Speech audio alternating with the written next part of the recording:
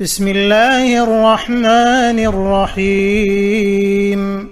اتبعوا من لا يسألكم أجرا وهم مهتدون وما لي لا أعبد الذي فطرني وإليه ترجعون أأتخذ من دونه آلهة إن يردني الرحمن بضر